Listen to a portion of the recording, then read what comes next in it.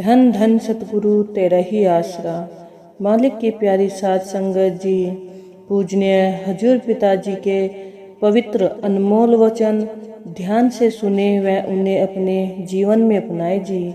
आगे के अनमोल वचन इस प्रकार हैं जी। 191। अगर इंसान मालिक के नाम को याद रखे तो वह नाम उसकी कदम कदम पर संभाल करता है। मुसीबत के समय इंसान धन धन सतगुरु तेरा ही आसरा का नारा लगा दे तो काल उसका बाल भी बाका नहीं कर सकता। 192। जहाँ सचखंड पर हजारों साल बंदगी करने वाले नहीं जा सकते, वहाँ सत्संगी नाम प्रेम रूपी घोड़े पर बैठकर पल में ही पहुंच सकता है। 193।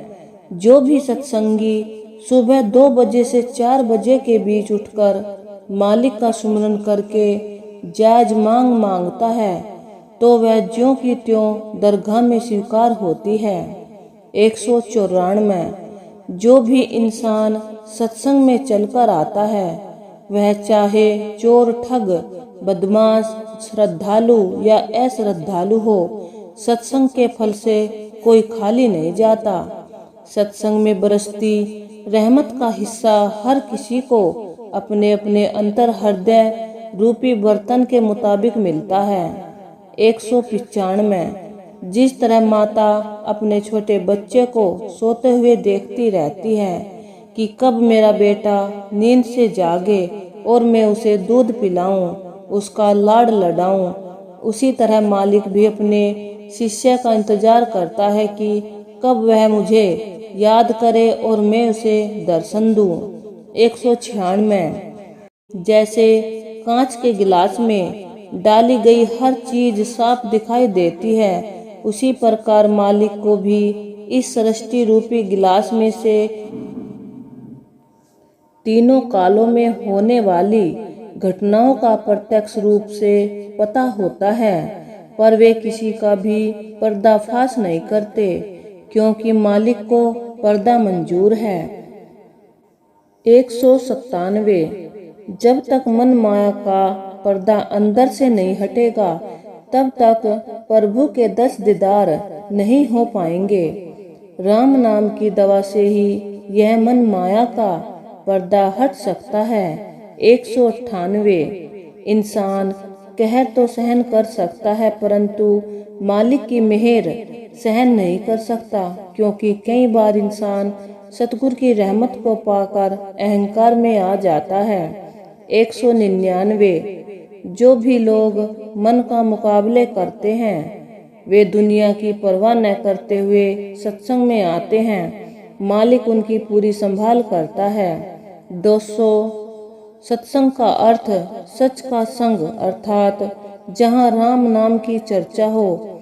ऐसी सच्ची सत्संग का फल बेअंत है, जिसमें जीव के जन्मों जन्मों के बेशुमार संचित कर्मों का नाश हो जाता है। वह मन निर्मल होकर मालिक के मिलने के काबिल हो जाता है। 201। सत्संग में न आने वालों से वो अच्छे हैं जो सत्संग में पहुंचते हैं, चाहे वे सत्संग सुनकर अमल नहीं करते, फिर भी उन्हें सत्संग सुनने का फल जरूर मिलेगा। जिस प्रकार एक पत्थर धूप में पड़ा तप रहा है और दूसरा पत्थर पानी में पड़ा है, धूप में तपने वाले पत्थर से तो पानी में पड़ा रहने वाला अच्छा है, क्योंकि वह कम से कम ठंडक में तो पड़ा है। 202। नाम ही दवाई है सब रोगों की। सत्संग में आकर नाम लेने से इंसान की सभी शारीरिक बीमारियां तो दूर होती ही हैं, साथ ही इंसान की सबसे बड़ी जन्म मरण की बीमारी भी कट जाती है। 203। कोई भी इंसान अपनी मर्जी से सत्संग में नहीं आ सकता और न ही अपने साथ किसी को ला सकता है। मालिक की दया मेहर व पिछले संस्कारों से ही इंसान सत्संग में आ सकता है। 204। जब तक पूर्ण गुरु पर विश्वास नहीं आता, तब तक इंसान दर दर भटकता रहता है। रूहानियत में विश्वास के बिना न तो इंसान की तरक्की होती है और न ही उस पर मालिक की दया मेहर होती है। यह विश्वास भी केवल सतगुरु की दया मेहर से होता है। गुरु जी से विश्वास की दौलत बख्श देता है, उसे पग पग पर नजारे मिलने शुरू हो जाते हैं। पूर्ण विश्वासी इंसान ही मालिक की रहमत का हकदार होता है। 205 रूहानियत में नाम शब्द रूपी गाड़ी में बैठकर गुरु रूपी चालक पर विश्वास करके सफर करोगे तो एक दिन अवश्य ही अपनी मंजिल पर पहुंच जाओगे। 206 प्रेम की भट्टी लगी हुई है, उसके आसपास बहुत से आदमी प्रेम की शराब पीने के लिए आए हुए हैं। केवल वो ही लोग इस इलाही प्रेम की शराब को पी सकेंगे जो अपना शीश दे देंगे। इसको पीने के लिए सिर देने की शर्त रखी गई है। सिर देने का अर्थ है कि जो लोग अपना अहंकार छोड़ देंगे, जो अपना शीश दे सकेंगे। इसको पीने के लिए सिर देने की शर्त रखी गई है। सिर देने का अर्थ है कि जो लोग अपना अहंकार छोड़ देंगे वे ही इसे पी सकेंगे।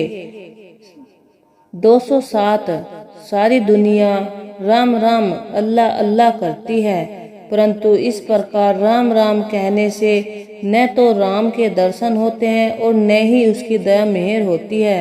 अगर इंसान पूरे सतगुरु से नाम शब्द प्राप्त करके उसका अभ्यास करे तो उसे राम के दर्शन भी हो सकते हैं और दया मेहर भी। 208 एक सत्संगी का उठना बैठना चाल चलन व सहन शक्ति ऐसी होनी चाहिए कि दूसरे उससे यह पूछने पर विवश हो जाए कि आप किस गुरु के शिष्य हैं, हमें भी उनके दर्शन करवाओ। 209 सतगुरु के नाम में जबरदस्त ताकत है, फिर भी लोग उसे जपने से डरते हैं। अगर कोई कहे कि चलो भाई हमने जमीन का कब्जा छुटाना है तो लोग उसी समय तैयार हो जाते हैं, चाहे सामने गोली भी क्यों न चला दे, चाहे सामने गोली भी क्यों न चल जाए। लेकिन यदि कोई किसी को सत्संग में आने के लिए कहे तो लोग 100 बहाने बनाकर टाल देते हैं। 210 सत्संग एक ऐसा पाक पवित्र तीर्थ स्थान है जहाँ पर पापी गुनाहगार लोग भी नेक भले इंसान बन जाते हैं। 211 क्रोध इंसान का बहुत बड़ा दुश्मन है। जब क्रोध आता है तो इंसान की बुद्धि काम करना छोड़ देती है। इंसान पशु समान हो जाता है। जब क्रोध आता है तो कुछ पल सुमिरन करके एक गिलास पानी पी ले, क्रोध शांत हो जाएगा। धन धन सतगुरु तेरा ही आसरा।